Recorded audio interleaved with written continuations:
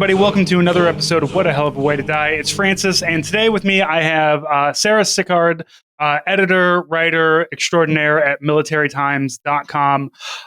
Somebody who we've been following each other, and I've been getting lots of journalists from different places on here. I haven't gotten you, so just once again, completing my Funko Pop collection of military journalists. Sarah, how are you today? I'm great. How are you?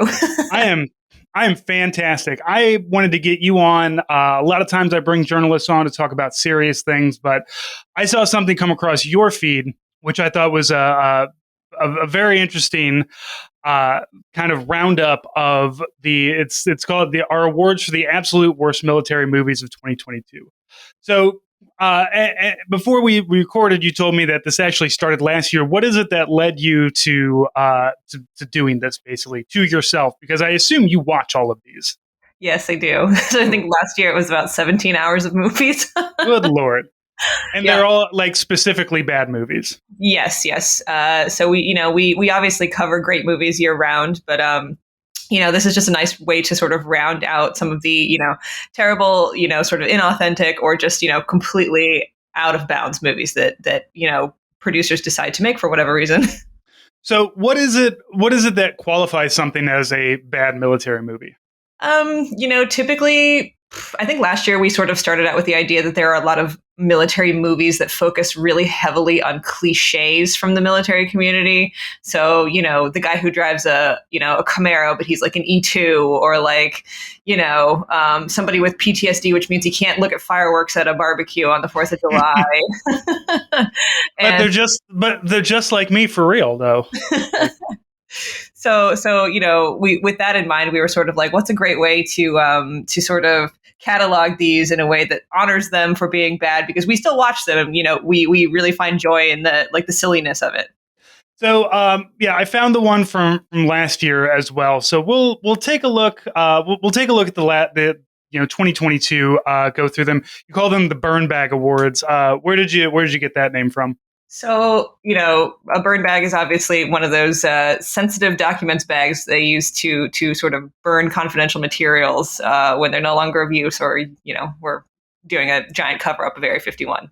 It's the big barrel burn bag pit was basically I want to go stand outside and smoke a cigarette for an hour while I push things around in a fire.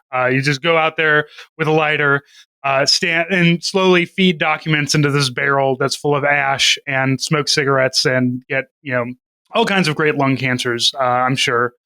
I spent many a time wasting valuable taxpayer money standing out there chain smoking and watching stuff burn in Iraq because there's nothing much else to do.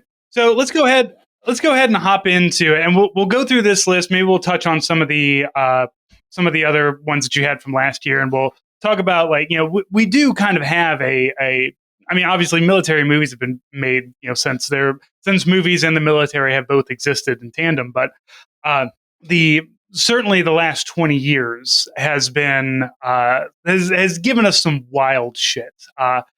So the first one you have on here is the I Almost Joined the Military But Award, and this goes to the greatest beer run ever. I remember there being a lot of hype for this because the story came out, I think, on Task and Purpose, and then somebody was like, oh, we should make a movie about this, about some guy who was like, I'm going to go deliver some beer to my guys in Vietnam, even though, according to everything I've ever read about Vietnam, beer was flowing everywhere. So give me a breakdown of this movie, because obviously I did not watch any of these movies, so you're going to have to recap them for us, because I did not get paid to watch 17 hours of bad movies. Yeah, so funny enough, I took my dad to see this movie. My dad was in the Navy, and he was a pilot, and he was actually born in Korea. But anyway, so, we go and watch this movie, and we're kind of laughing the whole time because just the absurdity of it. This, bright-eyed Zac Efron is like, let's, go deliver beer because, we believe in America. We hate these anti-war protests. And I think the best way to show our boys that, we support them is to go over and bring them some very lukewarm brews. Right. And as somebody who's done a lot of reading and a lot of research into the anti-war movements during Vietnam, you got to be kind of an asshole to just be like, screw all these guys. Come on, you guys, you absolutely should be, dying in droves over there for reasons. Still very unclear about what the point of the Vietnam War was, but at least these guys get a beer run.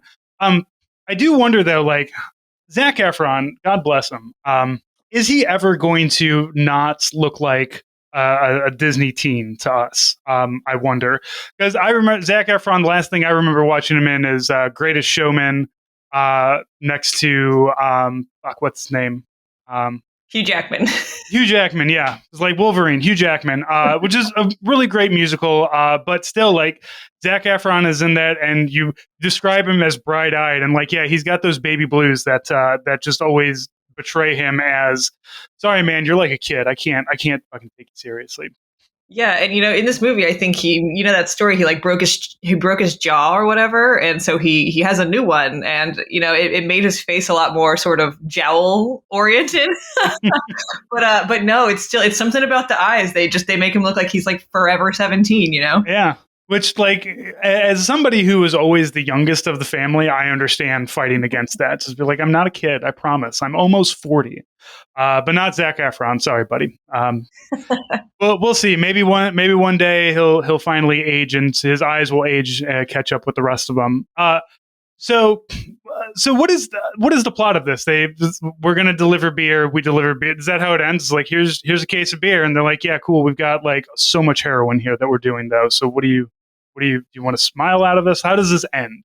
Yeah, so basically he goes in there and it's all he's bright-eyed Zac Efron is delivering beer, and he doesn't realize anything about the profound gravity of the situation that he's walking into in Vietnam at this time. And so he's just kind of like, hey guys, like, here's some beer, and everybody's like, what are you doing here? Get out of here. You're going to die. And he really doesn't get that until about 2/3 of the way through the movie. Like, the whole time you're just like, oh my God, this guy's such a moron. This guy's such a moron. And then he has like a profound awakening. And it's such a funny, because it turns into a really serious, like, war is scary, not an adventure story at like the drop of a hat. And it's very weird to see it go from like this goofy, like moronic comedy to this like profound commentary about war being terrible. So the Full Metal Jacket effect, where you're just like, yeah, the first half of the movie is so great, and then that guy kills himself in the bathroom, and it becomes a real fucking downer. Yeah, exactly. So the beer is actually delivered like mid movie.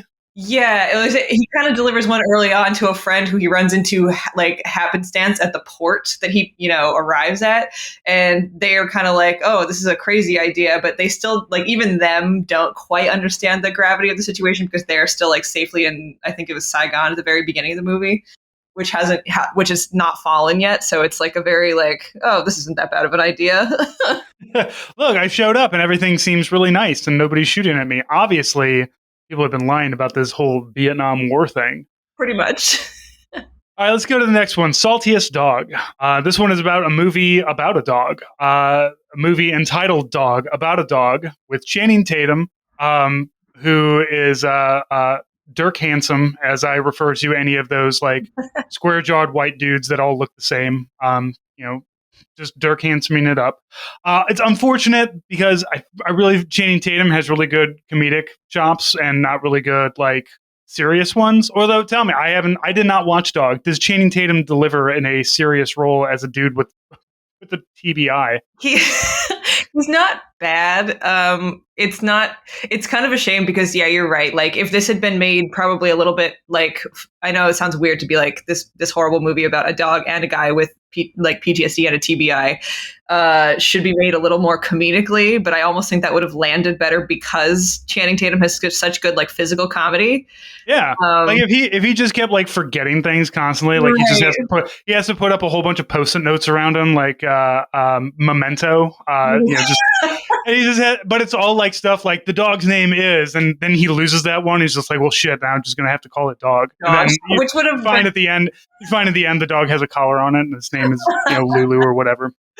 But yeah, no. So like it's profound. It's sad. Like it's obviously one of those like I'm supposed to save the dog, but the dog saves me type movies. And like some of the stuff is just a little bit like on the nose, which is why I joked and I was like, it's a bit on the wet nose to call this the Saltiest Dog Award. But but he I think the worst part is probably this: they're staying at a hotel and there's a Middle Eastern man in the hotel lobby, and the dog attacks the guy, and I was just like, I feel like you could have probably done away with that. Right. There's a lot of right. There's a lot of the disdain for the sound of guns, fear of thunderstorms. Like my dog, who has never been to war, has both of those as well. But Right. I have managed to raise her not racist. And I don't. That is a confusing. So like, where does this dog come? Is a working dog. Yeah. I guess that they trained to be racist, and now he's just like, I have to unracist this dog and Yeah. unracist myself, because the implication here is just like, oh, loud explosions and all these things, and these are the things that like our veterans are scared of, including random Arab man minding his own business in the hotel lobby. No, that's not actually how it works for most of us. Yeah, and it's certainly like I don't think dogs can discern, not to be, maybe they are that discerning, but from my interpretation of the way that dogs behave and whatever, it's not possible that they're like, oh, that is most definitely a man from Afghanistan, and he's Right. definitely an enemy. Right. We've trained this dog to attack Afghans, but not attack the Saudis, because they are technically our allies. Don't ask me how. Don't ask me them. Just assume that if it's attacking somebody, it's an Afghan. That's how we raise this dog. I gotta go see if there's some kind of like investigation I can do into the training of military working dogs to find out if there's some racial profiling aspect to that. I mean, I wouldn't. Here's the thing: I wouldn't be surprised, but also when it comes to people in Arab countries, skin tone is a wide swath. So I feel like it would be difficult to go by skin tone, but perhaps maybe if it's just like, if you hear like Arabic being spoken, that's like the dog's trigger word to like have a fucking flashback to war or something. Oh my god! But yeah, seemed a little far fetched even for a dog movie, Right. So, but at least they managed to find some way to put racism in it. That's the important part. Semper Soup Sandwich. Let's see. God, yeah. So if you did not hear the Semper Supra song from the U.S. Space Force, the new branch that, while it does exist and maybe needs to exist, we will never take them seriously. We have an astronaut who's disgraced after a lunar mission, which is attacked by an alien horde. What? So like in the first 5 minutes of this movie, they're in space. There's 3 of them. So it's astronaut Brian Harper, which is played by Patrick Wilson, and his co-pilot is Halle Berry as a woman named Jo Fowler. And as they're what's Holly doing, man? Halle Berry. She looks exactly the same as she did like 25 years ago. So she's just doing her, I get, but like I feel like Halle Berry should be in movies that are not like in Razzies of some kind. Like, sure. If this was, however, what would be perfect for this is Rihanna, because she does have military background with the movie Battleship. Yes, Battleship would have been one of my favorite military movies. I don't understand people who don't like it. It is incredible. It's a classic. It's the dumbest thing I've ever watched, and I love it. But yes, I think she would have been a better partner in this cockpit, because Halle Berry it was not believable.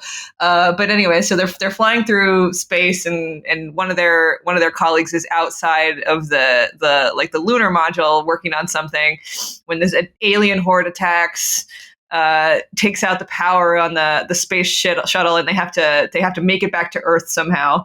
So is this current time? Yeah. Do our space shuttles have okay, so we've never encountered aliens, but this guy is disgraced because he was attacked by something he could not defend against, and somebody died, and they're like, yes. So yeah. So they get back to Earth, and NASA's like, what the hell happened? And he explains that it was aliens, but Halle Berry doesn't back him up. She's like, I don't think it was aliens.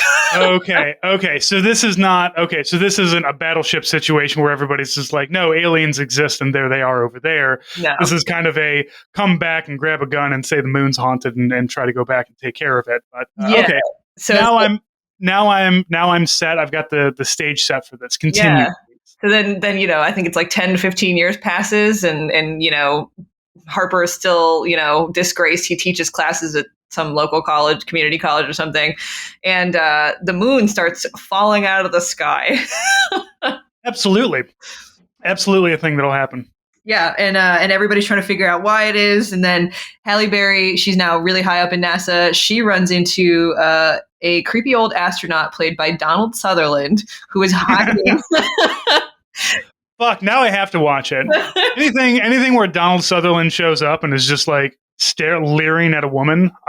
It was amazing. He's in a wheelchair and he's in this archive, like underground basement archive of NASA files when she's like going to look for reasons the moon might be falling out of the sky. And Donald Sutherland is just there being like, here's the conspiracy. And then he wheels away into the darkness. Here's the moon book. Figure it out.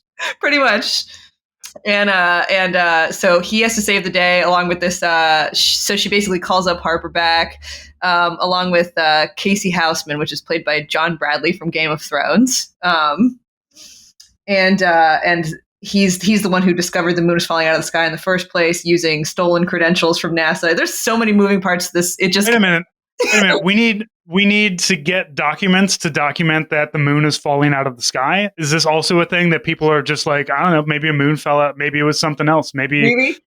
Like people aren't just like literally the moon is in chunks and falling out of the sky, and everybody's just like, yeah, all right. Yeah, everybody was kind of like weirdly prepared for it too. Like the moon starts falling out of the sky, and the Air Force is like, we have a bunker prepared for that. I was like, but why? We got a bunker for everything falling out of the sky. You know what? I imagine it's one of those things like, look, we watched Iron Sky. What if the Nazis have a moon base? We have to be prepared. We need a Nazi moon base bunker just in case.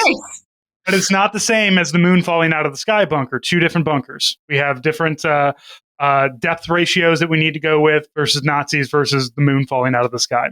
Yeah, and so, the Air Force's solution is like, we're going to go underground, but we're also going to blow up the moon. And sure. We're gonna. So now what we've done is we've watched too much of the Minions movies, I think, or some sort of maybe Austin Powers. I can't remember of blowing up the moon. I'm sure that some villain has tried to blow up the moon in a cartoon somewhere. I'm glad that we're seeing this in live action in a Halle Berry movie at this point. Yeah, so they the three of them decide to launch themselves at the moon in an aircraft that they somehow are able to pilot with just the three of them, even though like every other NASA mission has taken like thousands of employees to pull off at a time. No, see, the government only needs one gritty person who's willing to do the digging to really find out about aliens. And so what's happening? Are the aliens breaking the moon up and throwing at us? Is this now a moon is a harsh mistress kind of thing, using kinetic energy? What's happening here? No, it's so much worse than that. It's the moon is actually a spaceship that our like human ancestors flew away from the AI that they created on their former world that decided to attack them and kill them. So there's a movie called 65 that is alien people coming to Earth 65 million years ago, and we can watch Kyle. What's his name? The other Darth Adam Vader. Driver. Yeah, Adam Driver, the Marine, shoot T-Rexes with a machine gun, which is fantastic. I'm very excited about every part of that. But now it really seems like slamming a lot of different ideas into one movie. Which turns it into a fucking soup sandwich. Yeah, exactly. It just kept going, Right. If you're wondering, if you started this wondering, is like, what do they mean by a soup sandwich? Imagine a soup sandwich, and that's exactly what this movie is. It's a hot mess. Chicken noodle and dump it on a roll and just and then eat it. And then be like, this is the dumbest thing I've ever done. Why would I do that? Congratulations. Exactly. It's soup sandwich. So they gotta kill the AI and save the planet, and it's a jet mess.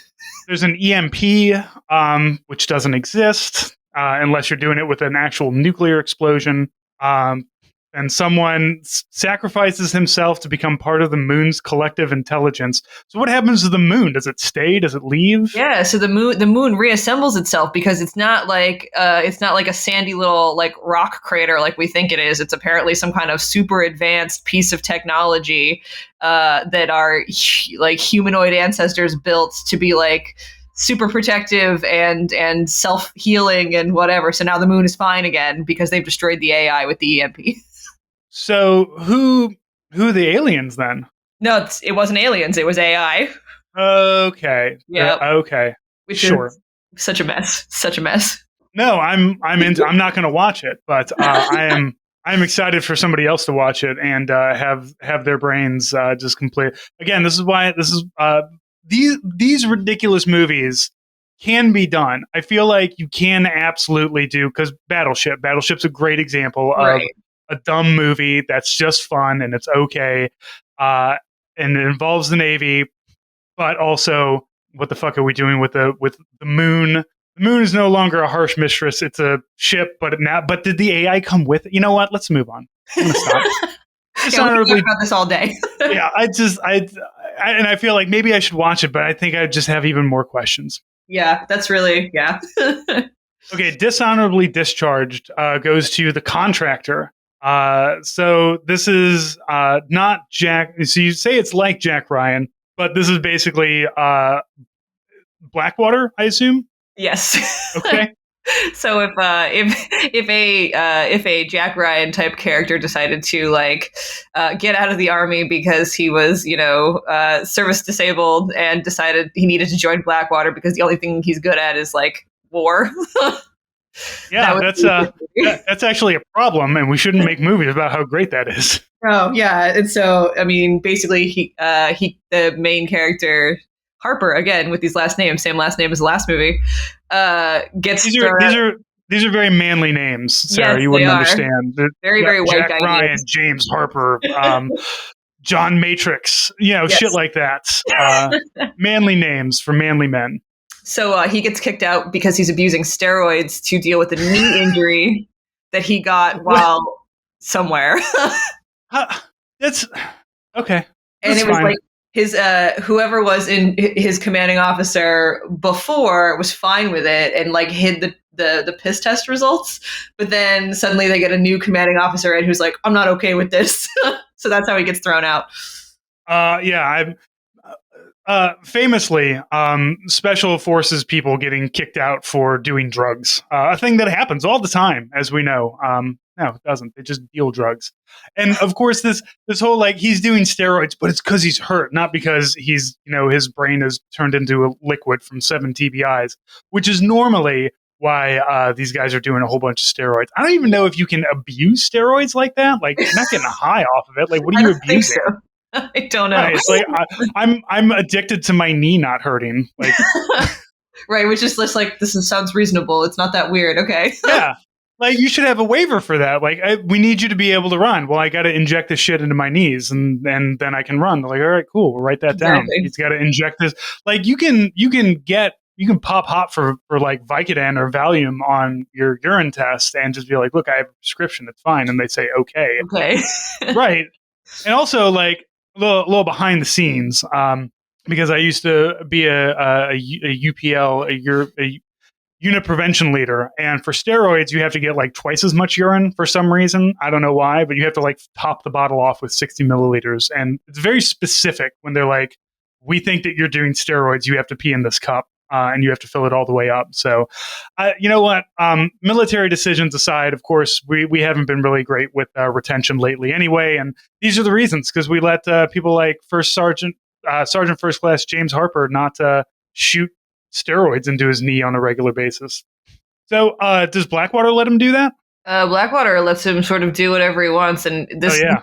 They have a different name for their version of Blackwater, but it's really funny because it's funny because Blackwater has a different name for it too. I know. A couple different names for it. I wonder why. Don't look into that. The Eric Prince character in this movie is a guy named Rusty Jennings, which is fantastic. Yeah. But it's played by Kiefer Sutherland, which kind of threw me off because Kiefer Sutherland in my mind is always very like diplomatic spy guy, but not like a special forces guy. Like he's not ripped. He's not like, like compelling in that sort of like America First kind of way. So to see him all tatted up and being like, here's how we save America is just goofy. The only Kiefer Lost Boys. That's what I see. I see Kiefer Sutherland, and I just see him like full glammed up vampire in Lost Boys. Amazing. Yeah, and I can never not see him as that. Like every time, even like Kiefer Sutherland, look at him with his conservative close cropped haircut, and his flannel, and I'm just like, nah, he's got weird dangly gold earrings, and he's saying Michael, and then there's the fucking sexy jazz saxophonist who's sweating with his shirt off. It's great. If you haven't watched Lost Boys, you should absolutely watch that. 1987. Go watch that. But yeah, so not a military movie, but still very good. No, yeah, but yeah, him with like full sleeve tattoos, both arms, just like it like made me giggle like instantly. All right, so he's looking to get a payout here. Let's see, no questions asked approach to a mission until he's almost taken out by a hit team. Oh boy, this is why you always ask questions before you do a thing for Blackwater. Right. So not being able to, like provide for his family, he's like, okay, like this guy seems to be like what I'm about, so like I'll do whatever he says, and then turns out that what is Sergeant Harper's like MOS? Is he Special Forces? He is Special Forces, yeah. Okay, you didn't point that, so that makes sense. They're like obviously they need a special. I just wanted to make sure this wasn't some like just regular ass infantry guy or a ranger or something like that. Because if he's going to go into spy mode, a thing that I'm sure that you learn when you're at Buds or whatever, instead of like learning how to cover up war crimes, he goes into spy mode. Let's see. Learns he's part of a conspiracy to sell a crucial vaccine for immense profit. Ooh. He's got the COVID-19 vaccine that he needs to smuggle over enemy lines, I guess. Yeah, to over to Rusty Jennings so he can sell it to the U.S. government for crazy money. Good. I'm glad that everybody is bilking the federal government out of money somewhere. That's the important part. But why was it? What? So he was part of the conspiracy. What was his? Like? Why did they want to kill him? So just to cover up the whole thing. So basically, it was like. He gets his the caveat though is that like he has to disappear or die in order for his family to get the payout. So he's kind of like, okay, well, like if I die on this mission, at least my wife and my son will be taken care of or whatever. Yeah, that's famously trusting contractors and mercenaries to do what they say they'll do after murdering the shit out of you to cover up a criminal conspiracy, wherein everybody makes money except for your dead ass. Yep. All right. The Whiskey Tango Foxtrots. The What the Fuck. The Interceptor. So what's this one? Tell me about the Interceptor. I've never even heard of this one. Yeah, so I actually hadn't either. I watched it right before I wrote this article because it just really flew under my radar. But it was a Netflix movie with Elsa Pataky. I believe she is married to Chris Hemsworth. But anyway, so she's supposed to be this like army captain who's being transferred over to an interceptor, like a nuclear interceptor facility that's like in the middle of the Pacific Ocean. And like, sure, that's where we put him. Yeah, which totally makes sense, I guess, because Korea? Because the plot demands it. Anyway, so in the first 5 minutes, like one of the other nuclear interceptor facilities goes under because it gets attacked. It's an inside job. They kill all the soldiers, blah, blah, blah. And all the while she's on her way to a different the only other intercept facility in the world that can protect America from a nuclear attack. Let me guess. Nuclear attack is imminent. Yes. Of course it is. Within this is all within like the first like 90 seconds of this movie. It's really, really amazing. And so she gets there. It's implied that she's there almost in a disciplinary capacity, like she did something wrong. And then they show her to her bunk room and she's like looking at the door and she sees something that reminds her of the fact that she was sexually harassed and sexually assaulted by her former commanding officer. And that her basically going to UCMJ about it is going to cost her career. That's why they put her on this little island in the middle of the ocean. I mean, things like that certainly do happen. I don't know why you need to make it a plot point when you've already got nuclear war as your plot point. Right. You want to add a little something personal to it, I suppose, but like sexual trauma it's just a weird way to go with it. Like I feel like that's a story and that's a discussion that absolutely can be had in, a cinematic kind of theme. But not here. Yeah, because this movie is like a goofy action movie. And so like to include that as like, it basically becomes like the thing that she needs to mentally overcome in order to take out the bad guys who are going to blow up America with nukes. And so it's like a really weird, like her inner strength in overcoming sexual trauma is the strength that she also requires to like take out this like D-bag bad guy. Yeah, to take out and drawing upon the reserves of being angry about being sexually assaulted to the point where she decapitates a guy with barbed wire. I don't know. Like, look, I don't know what her MOS was. It wasn't special forces. No, because this is certainly not. Because this is an army captain. I don't know how easy it is to decapitate somebody with barbed wire one armed. I feel like Rusty Jennings might be able to do it, maybe, but I don't know. I don't know about Captain J.J. Collins here. But it does. I was gonna say it does seem like it has a lot of that kind of girls rock vibe to it that is just really falling flat because it's doing it in a weird way. Yeah, there were this movie got the WTF award this year, which is like our like like Oscar for Best Picture type award here, because it was so all over the place. Like she's not American. Elsa Pataki's not American. I forget at all. She's Australian and Spanish. Yeah, so they work that into the plot by saying that her dad was in the Navy, and so she grew up in Rota, Spain. And okay, but does she have an Australian accent? No, she has a Spanish accent in this movie. Sure. Okay. Basically, what we're saying is we could hire the actress or we could hire the voice coach, but not both. Right, exactly. And so she kept this accent the whole time, which is fantastic. The bad guy is Luke Bracey, who's supposed to be an American Army intelligence officer gone rogue. But he's also Australian, which is hilarious. He did not have an Australian accent in this movie. That is a shame.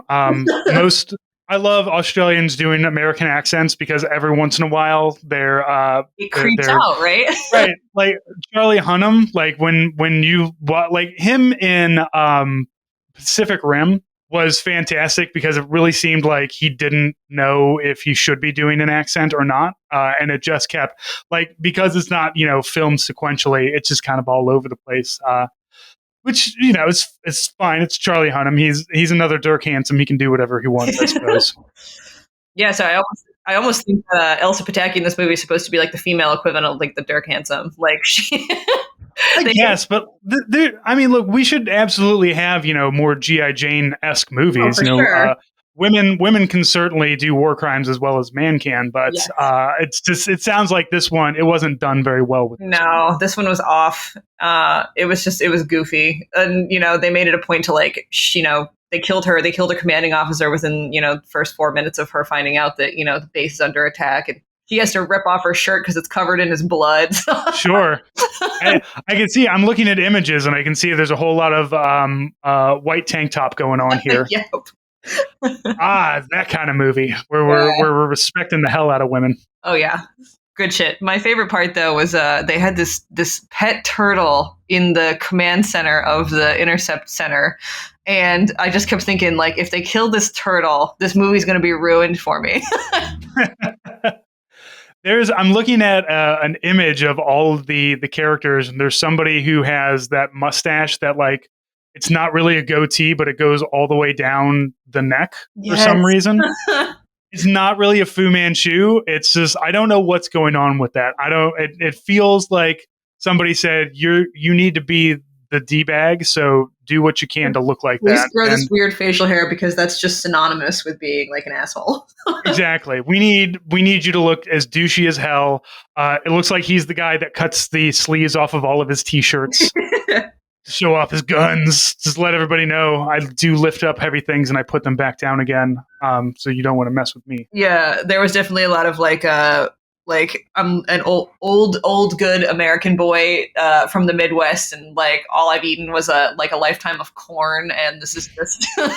And this is the body you get when you're a Midwesterner who eats corn and nothing else. Yep. You look like this. You got big arms, but you got a fucked up face. So just I didn't shave my face to look like this. It just comes in naturally. Exactly. That's the corn. So Sarah, that's this year's.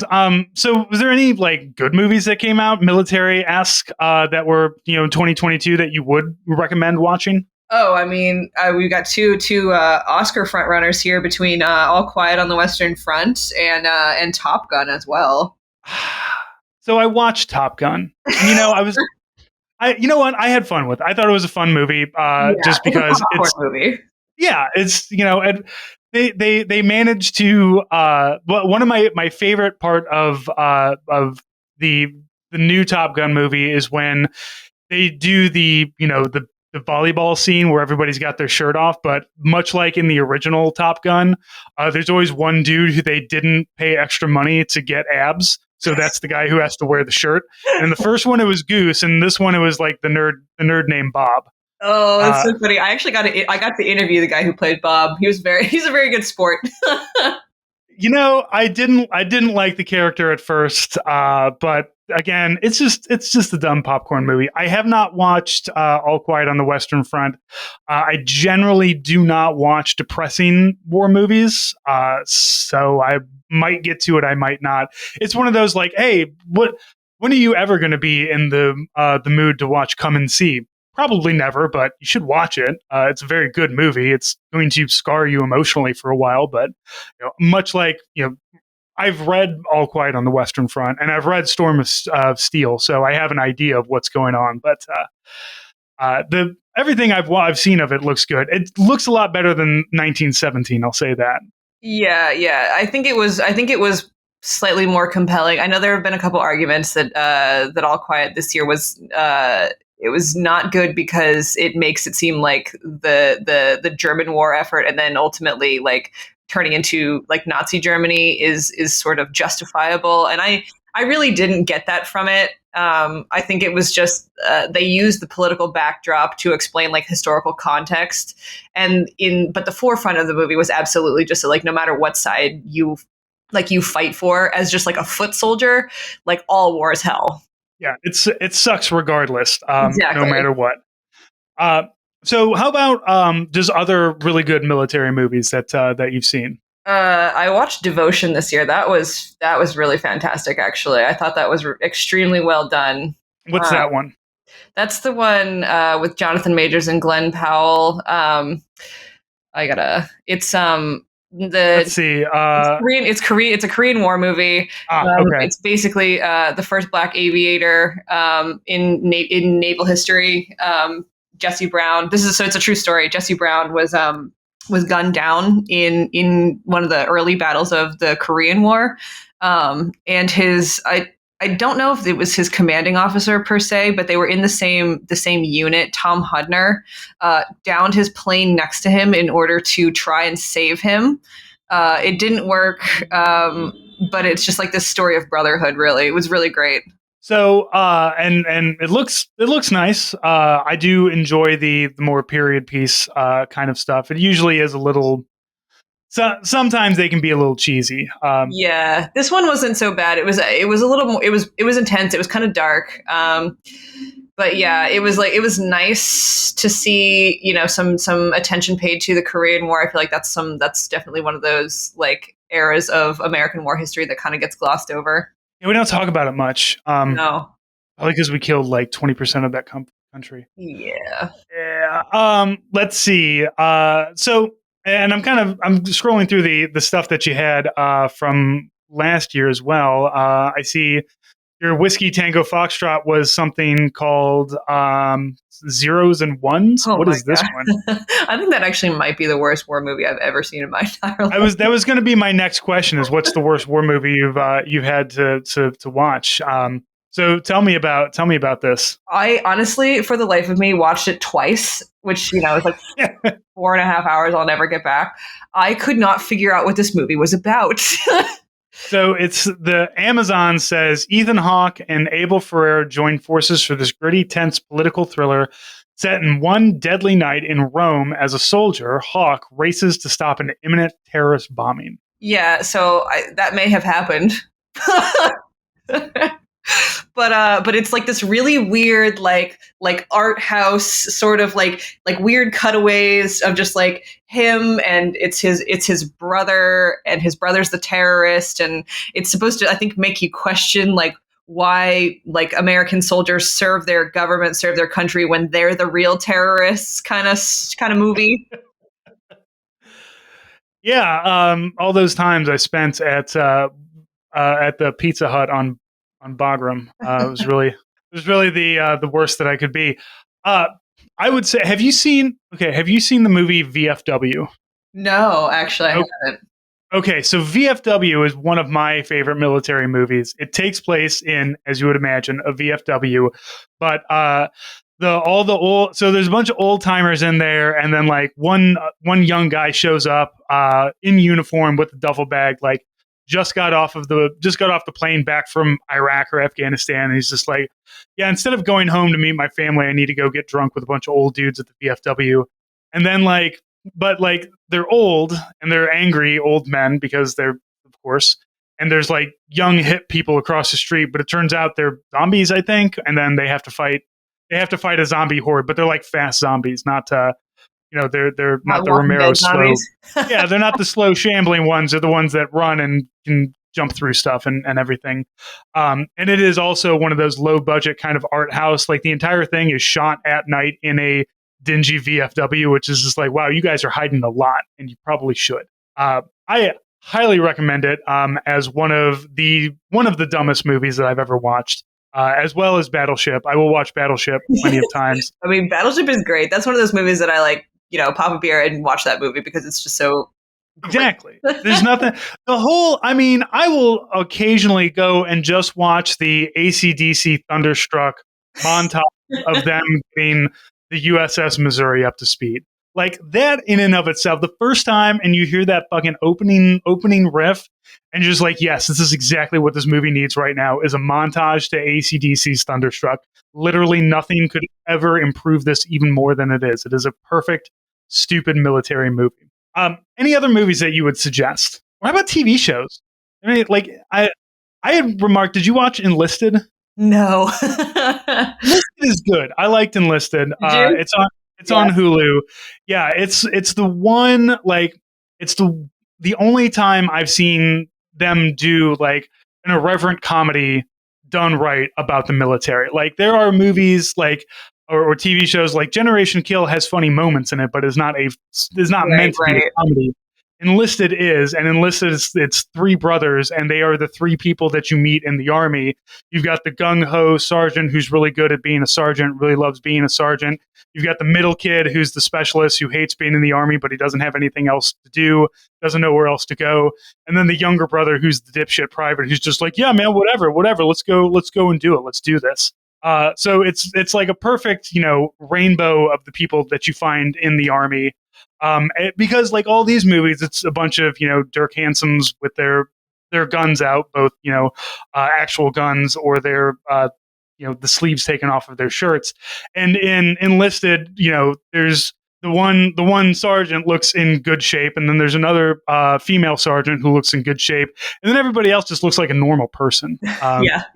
Like normal people in the army, maybe sometimes a little dumpy, a little overweight, kind of dumb sometimes, but kind of smart in other ways. Like if you spent time in the army, you've met every one of these soldiers. Right. If you hate those soldiers, you probably shouldn't watch it. But if you thought those guys were funny, you'll like this. See, I think my favorite, I don't know if I call it goofy, but like I liked The Last Ship. I know that sounds probably really dumb, but it was like the military stuff was kind of hokey, but like I always like a good pandemic movie or show. So I'm like, anytime there's a virus, we have to stop it kind of. I'm like, I gotta watch that.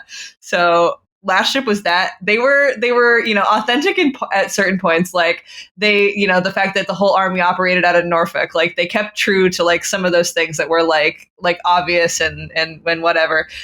Even if some of like the goofier, like I'm the captain of the ship stuff gets a little out of hand. I'm the captain now. Yeah, I read like half of the book that this is based on, but how many seasons? There's 6 seasons of this thing. Yeah. And it's a like two were good. The last 4 were just like, well, I'm committed now, so. Right. It's like, well, this cash cow is still going. We can't stop it now. We can't do the British thing where we stop while we're ahead. Yes, exactly. That's fine. Let's see what. I think probably the worst. And I know this is there are people who disagree with me, but Pearl Harbor has got to be one of the dumbest movies I've ever watched. The Ben Ben Affleck is great in it. It's just Pearl Harbor, there's too much going on. If you were just like, oh, Pearl Harbor, and here's the bombing, and here's heroics that happened. Cuba Gooding Jr. was, an actual, true to life person who was fighting back during the whole thing. No one else was except for Alec Baldwin was supposed to be Doolittle, which is And this is the thing, they put in Doolittle's raid as well, and it's just like, you guys, you just stop the thing. But I feel like it's just like, no, we can't end it with Pearl Harbor. We have to show us getting the wins. Like, you could have just like rolled footage of the atomic bombs afterwards and called it good. It would have been the same.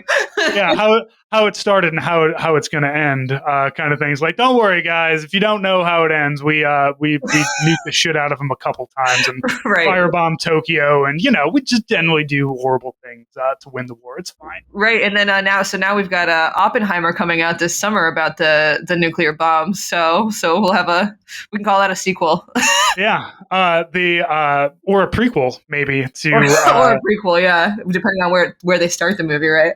Well, Sarah, where can people find you? Well, I am on Military Times. I am on Twitter, and I run the Military Times Instagram too, which is a good time. I am sure that judging by the comments that used to be on Military Times stories, that no, that's military.com. They're the ones who turned their comments off.